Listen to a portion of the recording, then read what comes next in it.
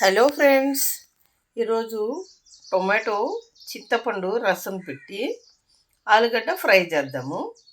ముందు దానికి ఒక టమోటో, ఇది నిమ్మకాయ సైజ్ అంతా చింతపండు, ఇది రసానికి ఒక కరివేపాకు. ఓకే, దాన్ని కొంచెం ఉప్పు కొంచెం పసుపు వేసి చింతపండు బాగా పిసకాలి. ఇందుకు కొంచెం పసుపు, రుచికి సరిపడగా ఉప్పు వేసి పిసకాలి. దీన్ని బాగా మ్యాష్ చేసి చేతితోటి మెదుపుతాను. ఇంకా చూసరిగా టొమాటో బాగుంది, ఎర్రగా ఉంది. టొమాటో ఒకటి, చింతపండు, కరివేపాకు, పసుపు, ఉప్పు వేసాను కదా, బాగా కలపాలి దీన్ని. రసము ఇది బాగా ఎంత పిసికితే రసం అంత టేస్ట్ బాగుంటుంది.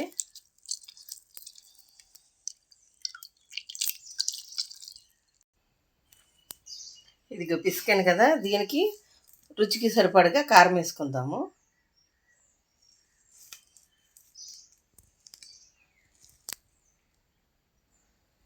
నేను కొంచెం కారం ఎక్కువ వేసుకుంటున్నానండి, ఎందుకంటే స్పైసీ లేకపోతే బాగోదు. మరి తక్కువ ఉండి చింతపండు ఈ టొమాటో గుజ్జు ఎక్కువ ఉందనుకోండి, స్పైసీ లేకపోతే పుల్లగా బాగోదు. పులుపు ఉండొచ్చు, మరీ ఎక్కువ పులుపు ఉండకూడదు, సరిపడగా పులుపు ఉంటేనే బాగుంటుంది. ఇదిగో ఇది గుజ్జంతా దీంట్లోనే ఉంచేద్దాము. బాగా మరిగిన తర్వాత తీసి అప్పుడు తాలింపు పెట్టుకునేటప్పుడు తీసేద్దాము. ఇక చూసారు కదా, ఇదేమి రసానికి, ఇదేమో ఆలుగడ్డ ఫ్రైకి, రెండు కలిసి స్టవ్ మీద పెడదాము. ఆలుగడ్డలు ఒక పక్కన ఉడుకుతున్నాయి, ఒక పక్కన రసం కూడా కాగుతుంది.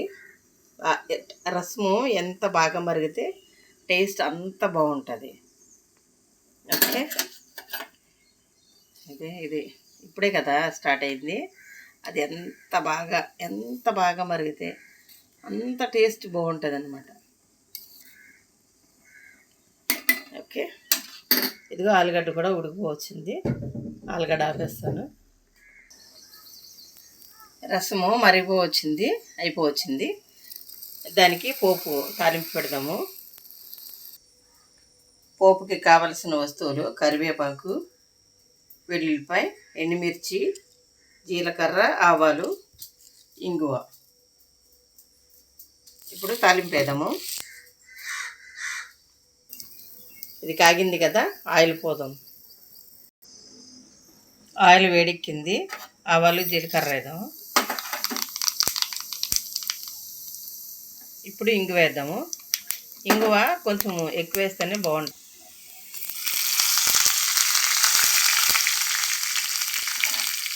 వెల్లుల్లిపాయ, జీలకర్ర, ఎండుమిర్చి, ఆవాలు,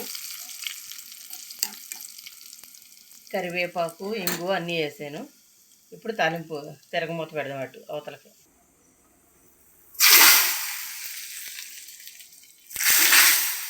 వావ్, ఇప్పుడు ఆలుగడ్డ ఫ్రై చేసుకోవాలి కదా.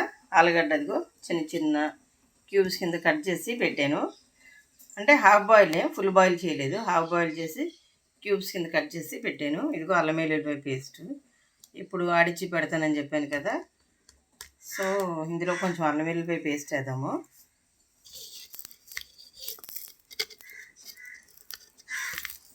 అలాగే రుచికి సరిపడగా ఉప్పు. ఎక్కువ వేసిన బాగోదండి, కొంచెం తక్కువైనా పర్వాలేదు. నేను ప్రతి వీడియోలో ఒకటే చెప్తాను, ఎంత కారము ఉప్పు తక్కువ వేస్తే మనము అంత ఎక్కువ తినొచ్చు. అలాగని మరీ తక్కువ వేస్తే బాగోదు కదా. రెడ్ చిల్లీ పౌడర్,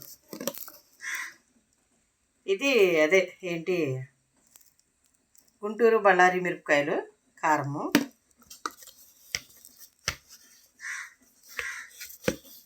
కొంచెం పసుపు. ఓకే, వేసాం కదా. దీనికి ఇప్పుడు మనకి హోటల్ స్టైల్ రెసిపీ రావాలంటే కొంచెం, ఎక్కువ కూడా కాదు, కొంచెము ఫుడ్ కలర్ యాడ్ చేసుకోవాలి. అది ఓకే. ఫుడ్ కలర్ కూడా యాడ్ చేసుకుంటే మనకి లుక్ బాగుంటుంది, హోటల్ స్టైల్లో లాగా చూడటానికి బాగుంటుంది, తినాలని ఇంకా కొంచెం ఆశ ఎక్కువ ఉంటుంది అనమాట.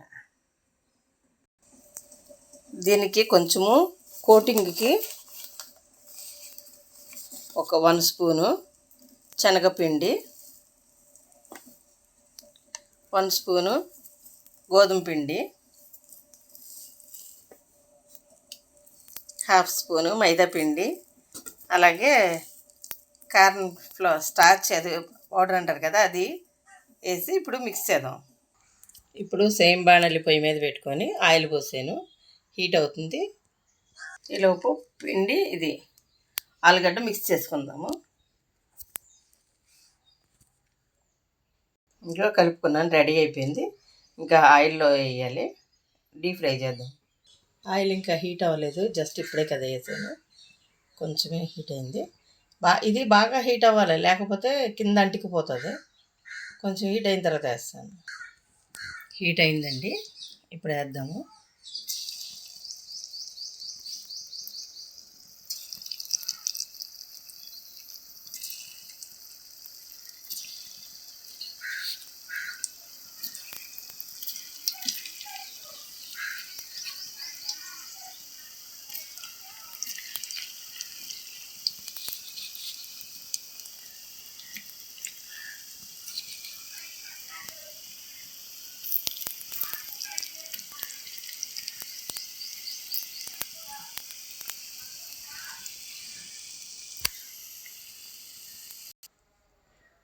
హాయ్ ఫ్రెండ్స్, చూసారుగా ఆలుగడ్డ ఫ్రై అయిపోయింది. రసము రెడీ అయిపోయినాయి అనమాట. ఓకే, ఇది ఫ్రెండ్స్ నా డిన్నర్కి ప్రిపేర్.